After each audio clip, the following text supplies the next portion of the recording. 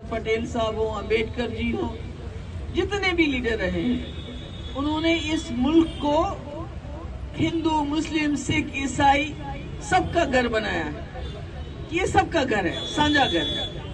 और गांधी जी ने तो अपनी जान भी दे दी इसके लिए। मगर जो आज हालात हो रहे हैं उसमें लड़ाया जा रहा है आपस में, और मुझे डर है, खौफ है। जो 1947 में हालात हुए थे, तो कहीं ना कहीं हमें उसी तरफ लेके जा रहे हैं। क्योंकि जब नौजवान नौकरी का जिक्र करता है, नौकरी की डिमांड करता है, उसको नौकरी नहीं मिलती है। वो अच्छे अस्पतालों की डिमांड करते हैं लोग, वो अच्छे अस्पताल नहीं है, हमारे पास नहीं है। अच्छी शिक्षा नहीं है, क्योंकि जो तालीम है वो सबसे बड़ा हथियार है। वो इंसान के पर लग जाते हैं तालीम से, वो आप दे नहीं सकते हो। हमारे गलियां, हमारे कोचे, हमारे सड़कें आप ठीक नहीं करते हो, तो क्या करते हो कि मस्जिद को गिरा के इसमें देखो मंदिर ढूंढ दो। यही है ना, यही हो रहा है। अभी देखिए संभल में कितना बुरा हादसा हो गया। वो बेचारे, उनका कोई लेना देना नहीं, कोई दुकान पे काम करता था, कोई रेडी पे काम करता था, मार दिया, गोली मार दी, तो कौन बात करेगा? आप बात करोगे तो उल्टा आपको ही जेल में डाल दोगे, जैसे उमर खालिद 4 साल से जेल में है। तो आजकल सुनवाई कहीं कोई नहीं हो रही है। अब देखिए अजमेर शरीफ दरगाह 800 साल पुरानी, जहाँ हिंदू, मुस्लिम, सिख सब जाते हैं, और वो हमारे भाईचारे की, गंगा जमुना तहजीब की निशानी है। अगर कहीं निशानी ढूंढनी हो तो वो अजमेर शरीफ जाके देखना चाहिए कि हमारी हिंदू बहनें, हमारी बच्चियां, हमारी माएँ कैसे वहाँ अपना सर झुकाती हैं, मन्नतें मांगती हैं। और दूसरी तरफ से मुसलमान होते हैं, तीसरी तरफ से हमारे सरदार भाई होते हैं। तो ये, इससे बड़ी मिसाल कोई नहीं हो सकती हमारे मुल्क में। उसके पीछे भी पड़ गए कि उसको भी खोदो, उसके नीचे भी देखो शायद मंदिर निकल आए। तो मुझे समझ नहीं आता है कि ये कब तक चलेगा। लोग तो जाग गए हैं, मगर मुझे लगता है कहीं ना कहीं ये जो इलेक्शन में वोटिंग परसेंटेज वोट के वक्त एक होती है और गिनती करने के वक्त दूसरी हो जाती है, कहीं ना कहीं उसमें भी गड़बड़ है। क्या करते हैं, कैसा करते हैं? एक स्टेट छोड़ दी ताकि अपोजिशन बात ना कर सके, तो इसमें भी शक है। और इलेक्शन कमीशन इसमें कोई जवाब नहीं देता है। अगर 6 बजे जब वोटिंग बंद हुई, परसेंटेज अगर 58 थी, 3 घंटे के बाद वो 68 कैसे होगी, और काउंटिंग से पहले वो 70 कैसे होगी? तो ये मुझे लगता है ये भी कहीं ना कहीं लोगों को जागना पड़ेगा, इसके बारे में सोचना पड़ेगा। क्योंकि अगर हमारा मुल्क भी हमसाया मुल्क जैसा बन जाए, अभी देखिए बांग्लादेश में बहुत बुरा है, वहाँ हमारे जो हिंदू भाई हैं उनके साथ बड़ी ज्यादती हो रही है, जो हमने सुना है। तो यहाँ हम माइनॉरिटीज के साथ ज्यादती कर रहे हैं, तो फर्क क्या है? इतना बड़ा मुल्क हमारा हिंदुस्तान, इतना विशाल, इतना सेक्युलर, पूरी दुनिया में माना जाता है।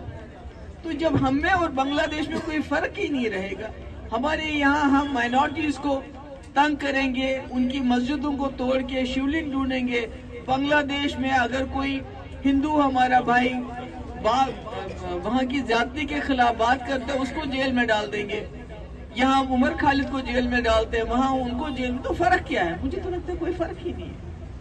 ये बांग्लादेश तो इंदिरा जी ने इसको आजाद किया था, मगर आज वहाँ भी हालात बिल्कुल वैसे हो रहे हैं और हमारे यहाँ भी हालात वैसे हो रहे हैं, कोई फर्क नहीं है।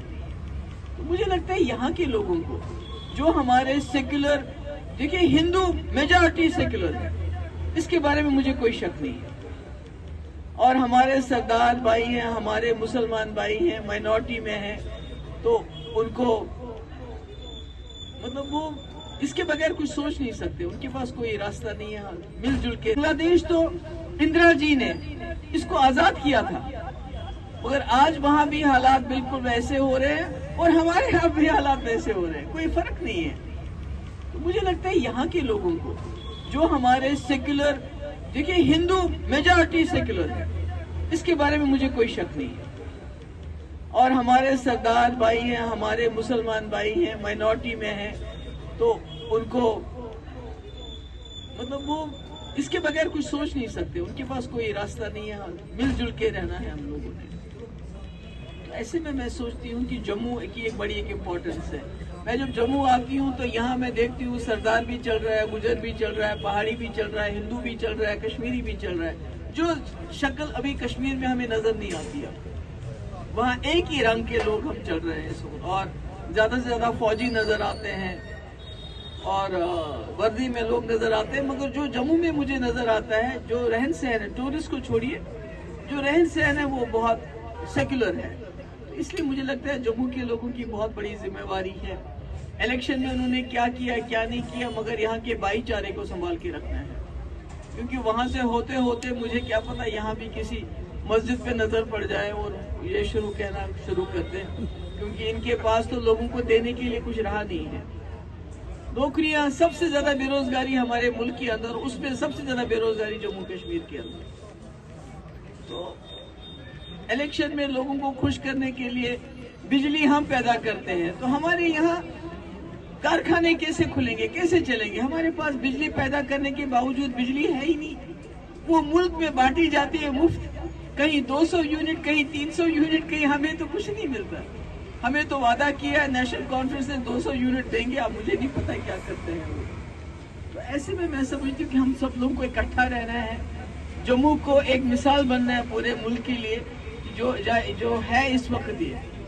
तो इसलिए मैं आप सबकी शुक्रगुजार हूँ, और मैं उम्मीद करती हूँ कि आप, सोनू ने जैसे कहा कि यहाँ के जो 3 वार्ड हैं वो पीडीपी के झोली में आने चाहिए, और मैं सोनू को एक बार फिर से इसको कॉम्प्लीमेंट करती हूँ। बड़ी बहादुरी से ये लड़ा, आदित्य लड़ा, जैसे ये मुझे ही कहीं नजर आया बीजेपी की कैंपेन इस तरह या किसी और की कैंपेन जिस तरह लड़े।